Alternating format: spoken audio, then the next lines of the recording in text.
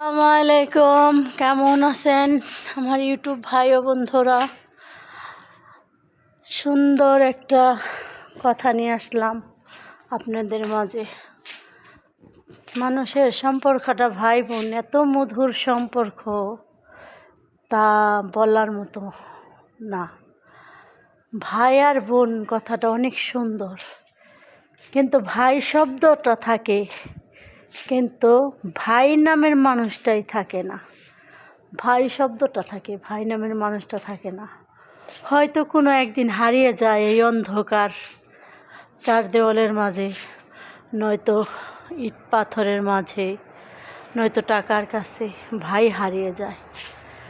কিন্তু সব মানুষের জন্য না, কিছু কিছু মানুষের ভাই টাকাকে চিনে, টাকার কাছে ভাই হারিয়ে যায়। ভাই নামে শব্দটা থাকে, বোনদের কাছে ভাইটা আর থাকে না।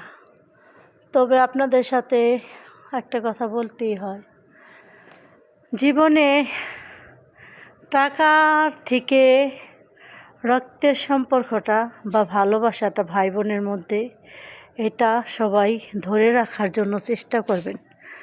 কারণ হাদিসে আছে, ভাই বোনের সম্পর্কই দুনিয়ার বুকে, আখেরাত জান্নাত কোনো কালেই নাই। তাহলে এই দুদিনের দুনিয়ায় আসছি, খেলাঘর খেলবো কয়দিন, চলে যাব, চলে যেতেই হবে। তাহলে ভাই বোনের মধ্যে কেন টাকার মধ্যে পর হয়ে যাবে? হ্যাঁ, টাকার মধ্যে পর হয় এ কারণেই, ভাই বোন পর হয় এ কারণে, যদি বাবা মা কিছু একটা সম্পদ রেখে যায়, অথচ কোনো ভাই দিতে চায় বোনদের, আবার কোনো বোন নিতে চায় জোর করে, কিন্তু এ কারণে ভাই বোন সম্পর্কটা অনেকটা নষ্ট হয়ে যায়। তবে বলে কি, ভাই হোক বোন হোক যেই হোক, যদি আমার ভিডিওটা যেই দেখবেন তাদের কাছে একটাই অনুরোধ, টাকা পয়সা বাড়ি গাড়ি স্বর্ণ অলংকার সব কিছু থয়ে যেতে হইব, কিন্তু ভাই বোনের ভালোবাসাটা মানুষের কাছে দুনিয়ার বুকে মুখে মুখেই থয়ে যেতে হইব।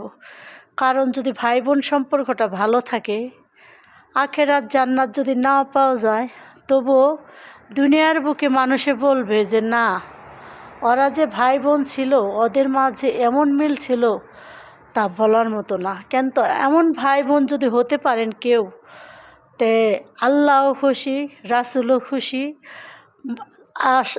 আর পাড়া প্রতিবেশীও খুশি, মানুষও খুশি, বা একজনে শুনলে তারও শান্তি লাগে। তবে দুঃখের ব্যাপার, আমরাও 5টা ভাই বোন, কিন্তু আমি এই কথাগুলি বলতেছি আমার অনেক কষ্টের সাথে বা দুঃখের সাথে বলতেছি। আমরা ভাই বোনের মাঝে, আমাদের মাঝেও ভেজাল হয়েছে। তবে ভেজাল হয়েছে সম্পদ বলেই, কিন্তু সম্পদ আমি আনতে চাইও নাই, আনবও না, আর নিতে চাইও না, মৃত্যুর পর পর্যন্ত নিব না। কারণ এটা আমার বাপে রেখে গেছে ভাইদের জন্য, আমার জন্য না। এটা আমার ভাইদের হক, আমার হক না। আমার বাবা আমার দায়িত্ব পালন করে দিয়ে গেছে সেদিনই, যেদিন আমাকে তার দায়িত্বভাবে সে অন্যের হাতে আমাকে তুলে দিয়ে গেছে। সে গরিব হোক ধনী হোক, আমার কাছে সে অনেক বড় রোগ। কারণ একটা মেয়ের কাছে তার স্বামী মাতার তাজ হয়, সে হোক ভিখারি বা হোক রাস্তার ফকির, কারণ তার বাবা মা তাকে ভালো যাকে বুঝছে তার কাছে তুলে দিছে। হয়তো আমার আল্লাহ রাসূল যাকে ভালোভাবে ভালো বোঝে তাই করে, তবে আমার বাবা মা আমার কাছে, আমার আল্লাহ রাসূলের পর আমার বাবা মা। আমার মা আমার জান্নাত, বাবা আমার স্বর্গ। তো হ্যাঁ, যেভাবে ভালো বুঝছে সেটাই করে, তার সসম্মানের সাথে তার কর্তব্য পালন করে আল্লাহর ডাকে সাড়া দিয়ে আল্লাহর কাছে চলে গেছে। তবে কিছু কথা রেখে গেছে, যে ভাই বোনের মাঝে একটু সম্পদ রেখে গেছে। তা আমার হয়তো বাবা মা ভুল করতে পারে, ভাই বোনরা ভুল করা সঠিক না। ভাইদের হক ভাইদেরকেই দেওয়াটা ভালো মনে করি। বোনটা বাবার বাড়ির সম্পদ নেওয়া এটা ভালো না, কারণ আমার হিসাবে ভালো না। কারণ বাবা মার দায়িত্ব থাকে একটা মেয়েকে বিয়ে শাদী দিবে, তাকে ভালো ঘর ভালো বর দেখে।